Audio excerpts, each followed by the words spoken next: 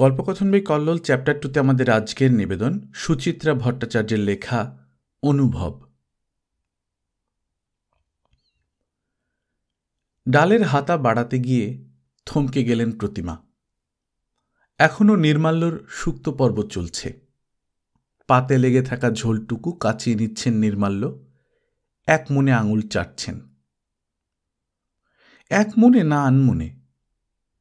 এবার বেআই মশাইয়ের ধরন ধারণ অন্যরকম লক্ষ্য করছেন প্রতিমা। বড় শান্ত চুপচাপ ধরনের হয়ে গেছেন নির্মাল্য।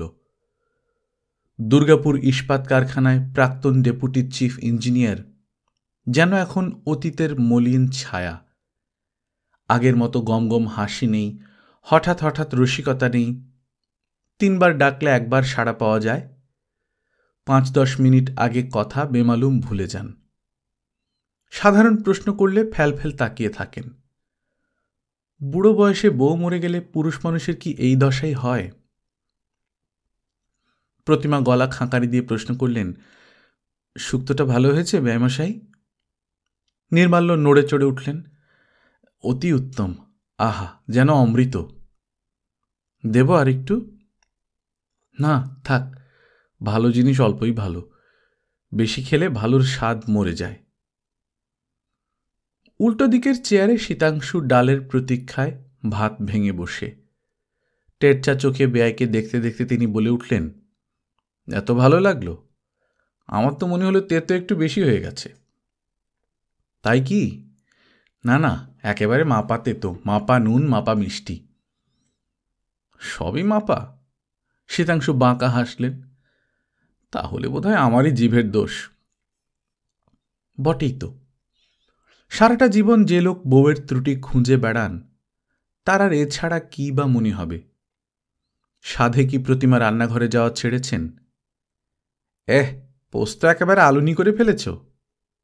বাঁধাকপিতে মন খানিক চিনি ঢালার কি দরকার ছিল? নাদা নাদা আলু দিলেই কি তরকারি ভালো হয়? এই তো সব মন্তব্যের ছিরি। কতকাল পর মাত্র কটা দিনের জন্য ছেলের শ্বশুর এসেছেন বাড়িতে। পোলাও, মাংস, কালিয়া কাবাব নয়, রোজ একটা কি দুটো নিরামিষ পদ সহস্তে রেঁধে খাওয়াচ্ছেন প্রতিমা। সামান্য নারকেল কুমড়ি কি মোচার ঘণ্ট কি শুক্তনি, তাই সোনামুখ করে খেয়ে স্ত্রীহারা মানুষটা এক আধটা প্রশংসা বাক্য উচ্চারণ করছেন। অমনি টিপ্পনি শুরু হয়ে গেল। প্রতিমা হড়াস করে স্বামীর পাতে ডাল ঢেলে দিলেন। গোমরা মুখে বললেন, বেগুন ভাজা দেব?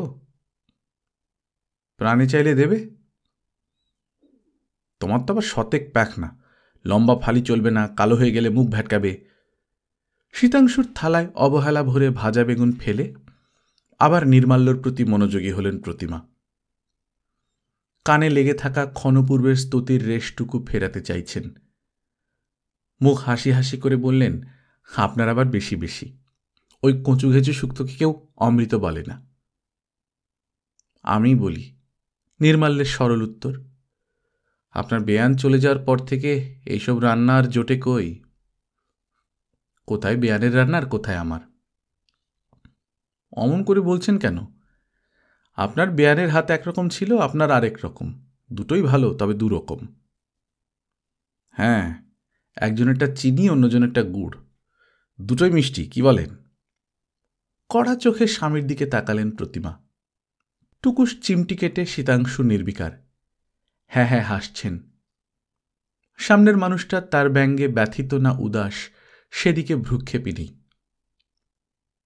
খাওয়া দাওয়ার পাট চুকিয়ে ঘরে এসে শীতাংশুকে ধরলেন প্রতিমা। তোমার কি আক্কেল গো? অভাগা মানুষটাকে অমন করে হুল ফোটাও কেন? শীতাংশু হাই তুলতে তুলতে দিবানিদ্রাকে আহ্বান জানাচ্ছেন। অলসভাবে বললেন, খারাপ কি বলেছি? আগেও তো কতবার এ বাড়ি এসেছেন, এমন গদগদ প্রশংসা তো কখনো শুনিনি। কেন? তখন বউ পাশে থাকতো বলে? ছি ছি, কি ভাষা! বেচারার বউ মারা গেছে, এখনো বছর ঘোরেনি। তো তার জন্য তোমার রান্না নিয়ে আদিক্ষেতা মেনে নিতে হবে? প্রতিমা চিড়বিড়িয়ে জ্বলে উঠলেন। আমার রান্না নিয়ে দুটো ভালো কথা বলা মানে আদিক্ষেতা? নিজের মুখে মধু নেই বলে? মধুবাক্যেই গলে গেলে গিন্নি। শীতাংশু বিছানায় গড়ালেন। শোনো, নির্মাল্য দস্তিদার মহা ধূর্ত চিজ। ওটা তোমার প্রশংসা নয়, ঘুরিয়ে নিজের ছেলের বউয়ের নিন্দে করা। আরে বাবা, সে বেটি আজকালকার মেয়ে। কেন বসে বসে শ্বশুরের জন্য সুক্ত, শাশুড়িকে তাদের পছন্দের পদ এসব করে খাইয়েছে? কি প্যাঁচ, কি প্যাঁচ! জিলিপির ঠাকুরদাদা অমৃতি এমন প্যাঁচোয়া লোককে সামলে কি করে যে 40টা বছর ঘর করলেন প্রতিমা। এদিকে কুটকুট করে ছেলের বউয়ের নিন্দে করবেন, আর ওদিকে তার সামনে একেবারে আদর্শ শ্বশুরটি। বাবুসোনা হওয়ার পর চাকরি করা নিয়ে নূপুরের সঙ্গে যখন প্রতিমার খটাখটি বেঁধে গেল, অমনি উনি রামমোহন বিদ্যাসাগর সেজে গেলেন। লেখাপড়া জানা মেয়ে ঘরে বসে শুধু সংসার আর বাচ্চা সামলাবে নাকি? করবে, নিশ্চয়ই চাকরি করবে। বাবুসোনাকে দুম করে বোর্ডিং স্কুলে পাঠানোর বন্দোবস্ত করে ফেলল নূপুর। বেচারা প্রতিমার নাতির জন্যে মন পড়ে একা একা দিন কাটতেই যায় না। দোষের মধ্যে দোষ, ফস করে একদিন নূপুরকে বলে ফেলেছিলেন, একটা মাত্র ছেলেকে বাড়ি থেকে বিদায় না করে দিলে কি চলছিল না? বাপরে, সঙ্গে সঙ্গে কর্তার কি মেজাজ! ও ছেলের মা, ছেলের ভবিষ্যতের কথা ভেবে যা ভালো বুঝেছে তাই করেছে, তুমি কথা বলার কে হে? এই বেআই মশাইয়ের কথাই ধরা যাক না। পিঠের ব্যথায় কষ্ট পাচ্ছেন, দুর্গাপুরে অনেক ডাক্তার বদ্যি করেছেন, আসানসোলে গিয়ে বড় অর্থোপেডিক দেখিয়ে এসেছেন, কিছুতেই কিছু হচ্ছে না। মেয়ে বাবাকে কলকাতায় এনে স্পেশালিস্ট দেখাবে, এ তো ভালো কথা, কিন্তু প্রতিমাকে আগে একবার জানাতে কি কষ্ট ছিল। প্রতিমা জানলেন কখন? না বেআই মশাই কলকাতায় পা দেওয়ার পর। এর জন্য একবার অভিমান প্রকাশ করতেই কর্তার কি ধমক! বলি, বাপটা কার, তোমার না নূপুরের? তার বাপকে ডাক্তার দেখানোর আগে তোমার অনুমতি নিতে হবে? সেই লোক ঘরের কোণে বসে এখন ছেলে বউয়ের কুচ্ছ গাইছে। প্রতিমা যদি একবার মুখ ফুটে নূপুরকে কিছু রাঁধতে বলেন, অমনি তো খিঁচিয়ে উঠবেন। সারাদিন অফিসে খাটাখুটি করে মেয়েটা, আবার হেসেলেও ঢুকবে। লোক বটে একখানা, একজনকে দেখলেই শ্রীকৃষ্ণের বিশ্বরূপ দর্শন হয়ে যায়। প্রতিমা মনে মনে জুৎসই জবাব তৈরি করেছিলেন। আবার শীতাংশুর গলা কানে উড়ে এলো, কি ধ্যান করছো বসে বসে? বিয়ের সার্টিফিকেটটা কোথায় ঝোলাবে? ওটাকে মাদুলি করে পরে থেকো, আপাতত একটু গড়িয়ে নাও। অনেকক্ষণ রান্নাঘরে কাটিয়েছ, এরপর তো আবার কোমরে ব্যথা, হাঁটুতে ব্যথা করে তর পাবে। প্রতিমা ঝেঝে উঠলেন। হ্যাঁ, বেআইমশাই পাশের ঘরে, আর আমরা এখানে জোরে শুয়ে নিদ্রা দিই। লজ্জা সরম তো কিছু নেই। ছো, লজ্জা সরম! আমরা দুর্গাপুর গেলে বেআই বেয়ান বুঝি সারাক্ষণ আমাদের মুখের সামনে মুখ লাগিয়ে বসে থাকতেন? ভুলে যেও না তখন বেয়ান ছিলেন। তবে আর কি, যাও বেআইয়ের সামনে গিয়ে তাথিয়া তাথিয়া নাচো। নিজে ঘুমোও না, আমাকে নিয়ে প্যাচাল পাচ্ছ কেন? ড্রেসিং টেবিল থেকে চশমা নিয়ে খবরের কাগজ হাতে খাটের কোনাটিতে এসে বসলেন প্রতিমা। উল্টোচ্ছেন এ পাতা সে পাতা, হেডিংগুলো দেখছেন। হিমালয়ের কোন এক শৃঙ্গে উঠেছে বাংলার কয়েকটি মেয়ে। বাহ বাহ, সর্ষের তেলের দাম আবার চড়ল, কোনো মানে হয়? প্রেমিক প্রেমিকের যুগল আত্মহত্যা। মরণ, বেঁচে ছিলি কেন একদিন? বধূ হত্যার দায় শাশুড়ি হাজতে। সর্বনাশ, কোন প্রতিমার কপাল পুড়ল! প্রতিমা ঝুঁকলেন কাগজে, মন দিয়ে খবরটা পড়ছেন। চশমার পাওয়ারটা ঠিক নেই, ঘরের অল্প আলোয় ভালো মতো ঠাহর হচ্ছে না লেখাগুলো। উঠে আলো জ্বালতে গিয়েও নিরস্ত হলেন। চোখে সামান্যতম আলো পড়লেই ঘুম ভেঙে যাবে শীতাংশুর, অনর্থ শুরু করে দেবেন। কাগজ হাতে ঘর থেকে বেরোতে গিয়েও দাঁড়িয়ে পড়লেন প্রতিমা। ফর ফর করে নাক ডাকছে শীতাংশুর। দেখো না দেখো, গভীর ঘুমে চলে গেছেন মানুষটা। কার্তিকের শেষ, উত্তরের জানলা দিয়ে শিরশিরে বাতাস ঢুকছে। প্রতিমা জানলার পাল্লাটা টেনে দিলেন। মাথার উপর ফুল স্পিডে ঘুরন্ত ফ্যান পুটপুট 2 পয়েন্ট কমিয়ে বেরিয়ে এসেছেন বারান্দায়। পূব মুখ বারান্দায় খান 2 বেতের চেয়ার, ছোট একটা টেবিল, অতনু আর নূপুরের শৌখিন বসার আয়োজন। একধারে শীতাংশুর ইজি চেয়ারও আছে। হেমন্তের দুপুরে এই বারান্দা ভারী আরামের। একটা চেয়ার টেনে বসতে গিয়ে হঠাৎই নিচের কাঁচা উঠোন মতো জায়গাটায় প্রতিমার দৃষ্টি আটকে গেল। নির্মাল্য উবু হয়ে বসে নিরীক্ষণ করছেন কি যেন। কখন নেমে গেলেন দোতলা থেকে? প্রতিমা গলা উঠালেন, ওখানে কি করছেন বেয়াইমশাই? নির্মাল্য ঘাড় তুললেন, আপনার বাগান দেখছি। কোথায় বাগান? সবই তো আগাছা। কেন, কটা ফুলের চারা তো বেরিয়েছে। তাই বুঝি? প্রতিমার মন প্রসন্ন হয়ে গেল। এই বাড়ির কেউই তেমন গাছ অন্তপ্রাণ নয়, একমাত্র তারই যে একসময় অল্প স্বল্প উৎসাহ ছিল। টগর, শিউলি, গন্ধরাজের চারা লাগিয়েছিলেন কয়েকটা।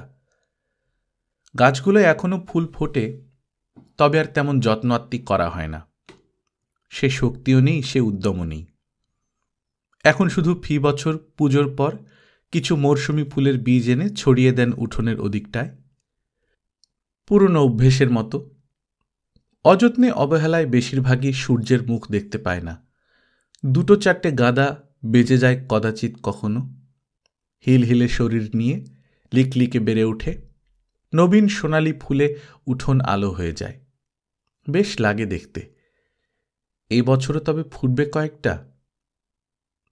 পায়ে পায়ে প্রতিমা একতলায় নেমে এলেন।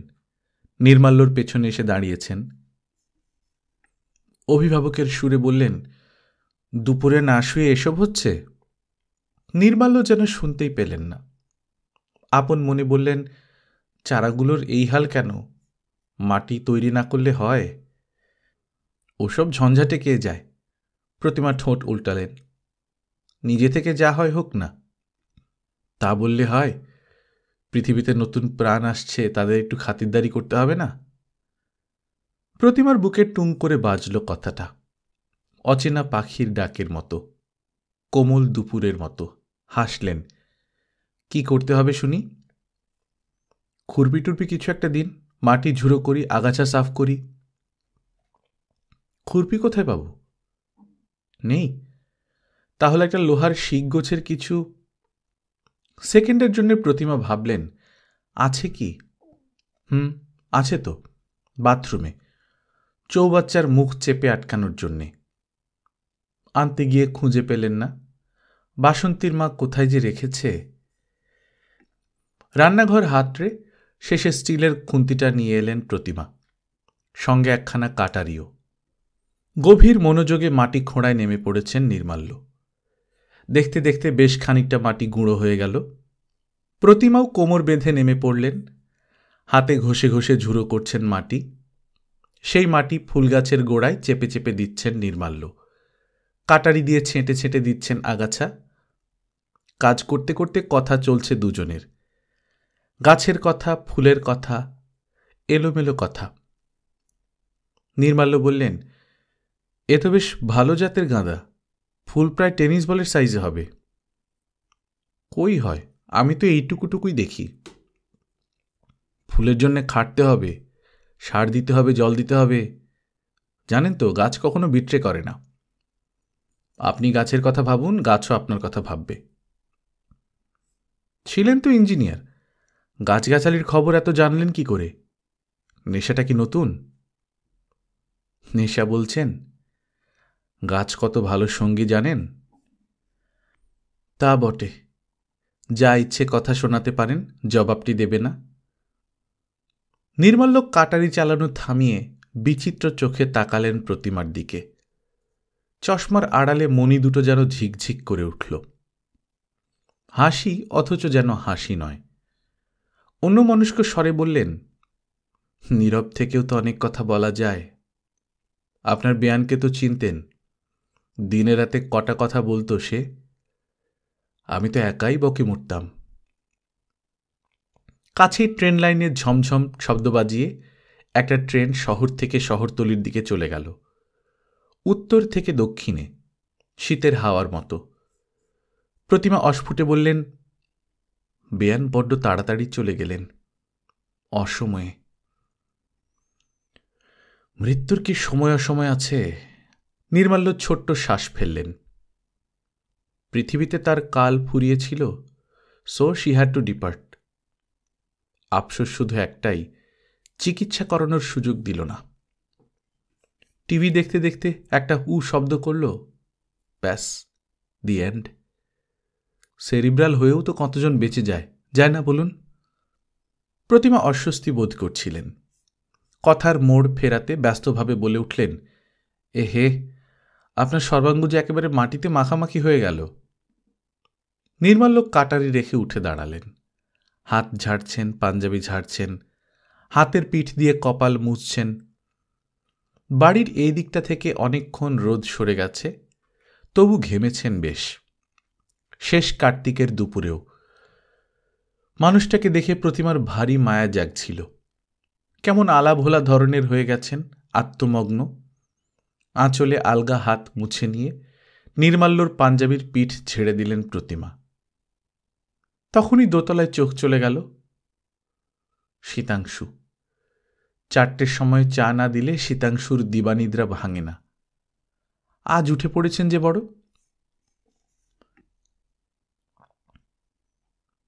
সন্ধে নামার মুখে মুখে ফিটফাট বাবুটি সেজে শীতাংশু তৈরি। ঘর থেকেই হাঁক দিলেন, বেয়াইমশাই, রেডি? নির্মাল্য দোতলার বারান্দায় শীতাংশুর ইজি চেয়ারে বসে বসেই সাড়া দিলেন, আজ আর বেরোবো না ভাবছি। সে কি, ক্লাবে যাবেন না? ইচ্ছা করছে না। আরে চলুন চলুন, 24 ডিল খেলেই ফিরে আসব। শীতাংশু ছড়ি হাতে ঘর থেকে বেরিয়ে এলেন। সুরেন পরিমলদের সঙ্গে তো আপনার ভালো ফ্রেন্ডশিপ হয়ে গেছে। দেখবেন গল্প শুরু করতে না করতেই সন্ধে কাবার। আজ ছেড়ে দিন ব্যয়মশাই, কাল ডাক্তারের কাছে যাব, আজ একটু রেস্ট নিই। প্রতিমা ঘরে সন্ধে দিচ্ছিলেন। ঠাকুরের সামনে ধূপ দোলাতে দোলাতে গলা উঠালেন, ওর যখন যেতে ইচ্ছা করছে না, জোর করছো কেন? তুমি তাসুরে মানুষ, তুমি ঘুরে এসো। মুখে বিদঘুটে এক ধ্বনি তুলে ছড়ি ঘোরাতে ঘোরাতে বেরিয়ে গেলেন শীতাংশু। এ অঞ্চলে মশা খুব। গোটা জায়গাটা একসময় জলাভূমি ছিল, এখন অবশ্য অগুন্তি বাড়ি হয়ে গেছে। তবু জলাভূমির স্মৃতি ভুলতে দেয় না মশারা। সন্ধে হলেও হানা দেয় ঝাঁকে ঝাঁকে। দোতলার ঘরগুলোতে মস্কিউটো রিপেলেন্ট জ্বালিয়ে দরজা জানলা সব ভেজিয়ে দিলেন প্রতিমা। বারান্দায় এসে বাতি জ্বেলে দিলেন। এক কাপ চা খাবেন নাকি বেয়াইমশাই? নির্মাল্যর উত্তর নেই। সামনের তরল আঁধারে দৃষ্টি হারিয়ে গেছে। কয়েক মুহূর্ত ইতস্তত করে প্রতিমা সিঁড়ির দিকে এগোলেন। বাসন্তীর মা বিকেলে রান্না করতে এসে গেছে, 2 কাপ চা দিয়ে যেতে বললেন তাকে। ফিরে চেয়ারে বসেছেন। ঈষৎ উদ্বিগ্ন মুখে জিজ্ঞাসা করলেন, শরীরটা কি খারাপ লাগছে বেয়াইমশাই? নির্মাল্যর মৃদু স্বর শোনা গেল, না, ঠিকই আছি। পিঠের ব্যথাটা আবার হচ্ছে না তো? সামান্য, বলার মতো কিছু নয়। প্রতিমা অনুযোগের সুরে বললেন, মিছিমিছি তখন মাটি কোপাতে গেলেন, অমন ঝুঁকে ঝুঁকে কাজ করা আপনার একদম উচিত নয়। দূর, ও জন্যে কিছু হয়নি, বরং গাছের পরিচর্যা করলেই আমি বেশ থাকি। নির্মাল্যর 2 হাত ইজি চেয়ারের 2 হাতলে। আমার যন্ত্রণাটার মূল অনেক গভীরে। প্ল্যান্টে কাজ করার সময় একবার একটা অ্যাক্সিডেন্ট হয়েছিল, বছর 25 আগে।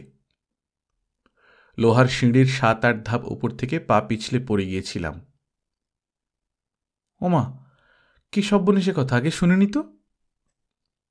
না, চোট তখন তেমন লাগেনি কিছু, হাড়গোড়ও ভাঙেনি, রক্তপাতও হয়নি। তবে তারপর থেকে ঠাঁয় বসে থাকলেই, রিটায়ারমেন্টের পর থেকে তো হাঁটা চলা কমেই গেছে, বসেই থাকি। আর সেই সুযোগ বুঝেই ব্যথা আবার চড়াও হয়েছে। বসে থেকে যখন ব্যারাম, তখন বসে রইলেন কেন? ওর সঙ্গে হেঁটে এলেই পারতেন। তাসপাশা আমার ভালো লাগে না বেয়ান। জন্মে কখনো খেলিনি তো। স্পেড, হার্ট না ট্রাম্প শুনলে কেমন চমকে চমকে উঠি, নিজেকে বেশ ইডিয়েটিক লাগে।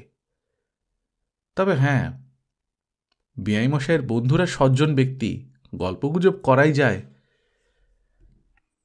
কিন্তু মুশকিল হলো ওদের টপিক একটাই, পলিটিক্স। মিস্ত্রি মজুর খাটানো মানুষ তো, ভোঁতা বুদ্ধি। ওই সূক্ষ্ম বুদ্ধির শাস্ত্রটি আবার পছন্দ হয় না। শেষ বাক্যটির মর্মার্থ ঠিক অনুধাবন করতে পারলেন না প্রতিমা। অপাঙ্গে দেখলেন বেয়াইমশাই একটু যেন কাত হয়ে গেছেন, মুখ চোখ কুঁচকোনো। ব্যথাটা যত কম বলছেন তত লঘু নয় বোধ হয়। নরম স্বরে প্রতিমা জিজ্ঞাসা করলেন, পিঠের ঠিক কোনখানে হচ্ছে ব্যথাটা? শিরদাঁড়ার ডান দিকে। বেয়ে বেয়ে কাঁধ অব্দি উঠলেই চিত্তির, একেবারে বিছানায় আছড়ে ফেলে দেবে। আগে কি এত বাড়াবাড়ি ছিল? ছিল না, আবার ছিল। আপনার বেয়ান গরম তেলে কিসব মিশিয়ে মালিশ করে দিত, বাড়তে পারত না। কি মালিশ নুপুর জানে? না, ওসব ছিল আপনার বেয়ানের নিজস্ব তুকতাক। আমার একটা বেদনার মলম আছে, মালিশ করতে হয় না, আলগা বোলালেই কাজ হয়ে দেব। হ্যাঁ না কিছুই শোনা গেল না। চরাচরে এখন গাঢ় অন্ধকার। রাস্তার বাতি জ্বলে গেছে, মিহি কুয়াশায় চারপাশের বাড়ি আলো কেমন অস্পষ্ট দেখায়। প্রবল প্রতিযোগী দুই রিকশা হর্ন বাজাতে বাজাতে সামনে দিয়ে ছুটে গেল। হাওয়া দিচ্ছে মাঝে মাঝে, এলোমেলো ঠান্ডা ঠান্ডা। বাসন্তীর মা চা রেখে গেছে। আঁচল গায়ে ভালো করে জড়িয়ে নিয়ে কাপে চুমুক দিলেন প্রতিমা। আলগা বললেন, এই বছর শীতটা ভালোই পড়বে মনে হয়। সবে নভেম্বরের 10 তারিখ, এখনই বাতাস কি ঠান্ডা হয়ে গেছে। নির্মাল্য বললেন, আপনাদের ওদিকে তো অনেক শীত পড়ে। হ্যাঁ, ডিসেম্বরের দিকে টেম্পারেচার নেমে যায় বেশ। কথাটা বলেই নির্মাল্য একটুক্ষণ চুপ। তারপর বললেন, আপনার বেয়ান বড্ড শীত কাতুরে ছিল। 2 মাস তো একেবারে জবুথবু হয়ে থাকত। প্রতি বছরই বলতো, এই শীতটা আর কাটবে না। গত বছর কথাটা ফলে গেল। প্রতিমা জিজ্ঞাসা করতে পারলেন না সেরিব্রালের সঙ্গে শীতের কি সম্পর্ক। হয়তো নির্মাল্য বলবেন, মৃত্যু ভয় সেরিব্রাল টেনে এনেছে। কোনো কথা বলাই এখন বিপদ। নির্মাল্যর সব কথাই এখন ঘুরে ফিরে স্ত্রীতে চলে যায়। কিছু লাগবে না, ঠান্ডা আমার বেশ লাগে। লাগুক, তবু একটা কিছু গায়ে দিন।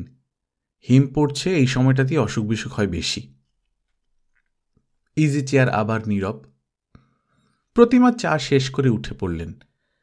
নির্মাল্যর ঘরে গিয়ে চাদর আনতে কেমন বাঁধো বাঁধো ঠেকল। এসেছেন নিজেদের ঘরে।